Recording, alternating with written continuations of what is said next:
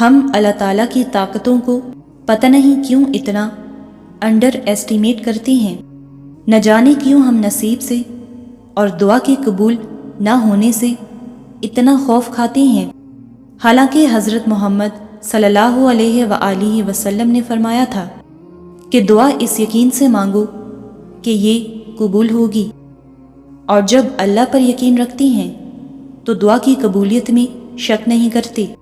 اور قرآن میں تو میرے رب کی رحمت کچھ یوں بیان ہوتی ہے کہ وہ جس طرح چاہے اور جو چاہے کر سکتا ہے، اس کی قدرت میں حد بندی نہیں ہو سکتی۔ اس نے تو ایک کام کا ارادہ کیا اور بس وہ کام ہو گیا، نہ وہ مادہ کا محتاج ہے نہ اسباب کا پابند۔ پھر تم کس چیز کا خوف کھاتے ہو؟ جب وہ راضی ہوتا ہے تو سب ہو جاتا ہے۔ پھر وہ دنیا کو دکھلا دیتا ہے کہ کائنات کے دلائل اس کے معجزوں سے زیادہ طاقتور کبھی نہیں ہو سکتی۔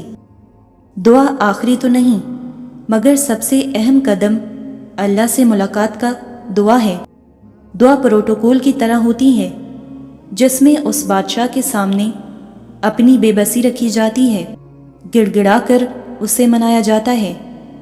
دعا کے ہر حرف پہ انسان اس بات کا اعتراف کرتا ہے کہ تو ہی بادشاہ ہے، تو ہی واحد ہے، تو ہی اول ہے، تو ہی آخر، تیرے در سے آخری امید لگا کر آئے ہیں، تو ہی عطا کرے گا کیونکہ تو ہی عطا کر سکتا ہے۔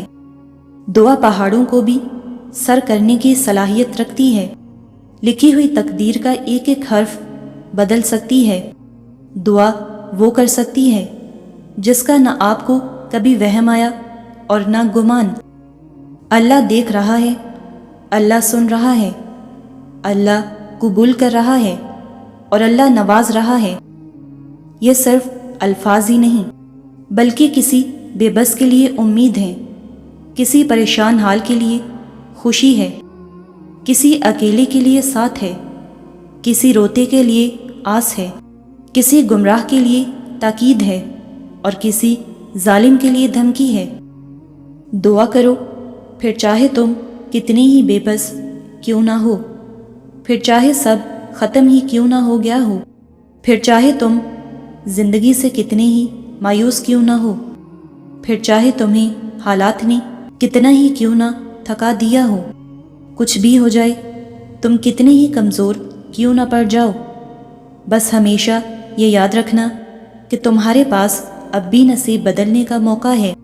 یاد رکھنا کہ یہ گھٹنے جو دنیا کی مسافتوں سے تھک کر زمین سے جا لگی ہیں، انہیں تھوڑا سا اور جھکا کر تم اب بھی دنیا فتح کر سکتے ہو۔ کوئی کندھا ملے یا نہ ملے، لیکن سجدہ ہمیشہ تمہاری دسترس میں ہے، اور وہ رب ہمیشہ تمہیں سننے کے لیے تیار بیٹھا ہے۔ ہم سب ٹوٹتے ہیں، لیکن ہم میں سے بہادر وہی ہیں جو پھر سے اٹھ کھڑا ہوتا ہے۔ ہم سب ہمت ہار جاتے ہیں، لیکن اللہ کو وہی پیارے لگتے ہیں جو ہار کر بھی کوشش کرنا نہیں چھوڑتے، جو ٹوٹ کر بھی دعا کرنا نہیں چھوڑتے۔ اور یقین کرو، ایسے ٹوٹ کر دعا کرنے والوں کے لیے ایسے معجزے ہوتے ہیں جو ساری رکاوٹوں کو توڑ کر رکھ دیتے ہیں اور ہمیں اللہ کے کن سے جوڑ دیتے ہیں، زندگی بھر کے لیے، ہمیشہ کے لیے۔ جب اللہ چاہتا ہے وہ نواز دیتا ہے، جب وہ چاہتا ہے گرداب سے نکال دیتا ہے۔ کون ہے جو اللہ کے معاملات میں مداخلت کر کے اسے روک سکے؟ کل خلق کے چاہنے سے بھی کچھ نہیں ہوگا۔ جب رحمتوں کے دروازے کھلتے ہیں تو پستی بلندی ہو جاتی ہے، ناکامی ٹرافی ہو جاتی ہے۔ ڈرنے کا مقام اس انسان کے لیے ہے جس سے ناراض ہو کر اللہ تعالیٰ اپنی رحمت کا دروازہ بند کر دے، جسے یہ توفیق بھی حاصل نہ رہی کہ وہ توبہ کر کے دعا مانگ کر اللہ کے قریب ہو کر اپنے لیے رحمت کا دروازہ کھلوا لے۔ اس وقت ہو سکتا ہے کہ سارے راستے بند دکھائی دے رہے ہوں، لیکن ایسا نہیں ہو سکتا کہ کہیں لکھا ہوا مل جائے کہ یہ راستے ہمیشہ بند ہی رہیں گے۔ آسانی کا دروازہ کبھی نہیں کھلے گا، تم کچھ بھی کر لو تم اس سب سے نہیں نکل سکو گی، اسی لیے کوشش جاری رکھیں، وہ عمل کی صورت ہو، دعا کی صورت ہو یا پھر صبر کی صورت۔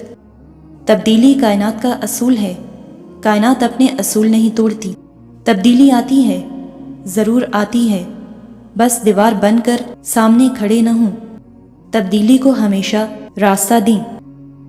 جب ہم تنہائی اور خاموشی میں دعا مانگتے ہیں تو ہم اس یقین کا اعلان کر رہے ہوتے ہیں کہ ہمارا اللہ تعالیٰ تنہائی میں ہمارے پاس ہے اور وہ خاموشی کی زبان بھی سنتا ہے۔ دعا میں خلوص آنکھوں کو پرنم کر دیتا ہے اور یہی آنسو دعا کی منظوری کی دلیل ہیں۔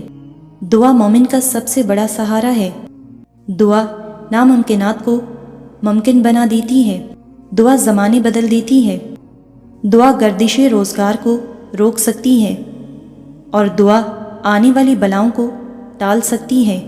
دعا میں بڑی قوت ہے۔